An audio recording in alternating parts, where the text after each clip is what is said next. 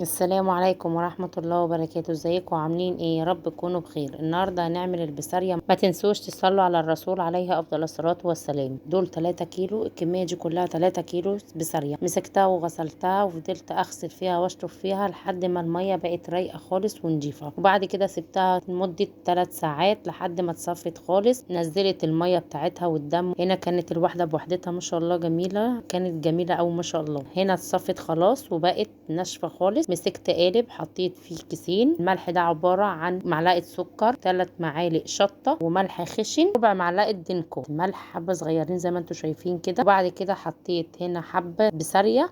ال3 كيلو خدوا في 3 بطرمانات، كل بطرمان فيه كيلو. وبعد كده مسكتها حطيت الشطة من على الوش كده. وبعد كده مسكت الزيت حطيت هنا قفلت البطرمان جامد. وبعد ما قفلت البطرمان قمت قافلة بكيس وربطت الكيس. هنا خدت البسارية معايا 3 ايام بالظبط، وفتحت عليها بسارية. بعد ما فتحت عليها عجبة جدا. ما تنسوش تشاركوا الفيديو وتعملوا لي لايك وشير وسبسكرايب وتقولوا لي متابعيني من انهي بلد. وكده بعد ما خلصنا وصفتنا بتاعت النهارده، وده الشكل النهائي لاكلتنا. اتمنى تجربوها وتقولوا لي رايكم في الكومنتات. استنوني الفيديو الجاي بوصفة جديدة ان شاء الله. السلام عليكم ورحمة الله وبركاته.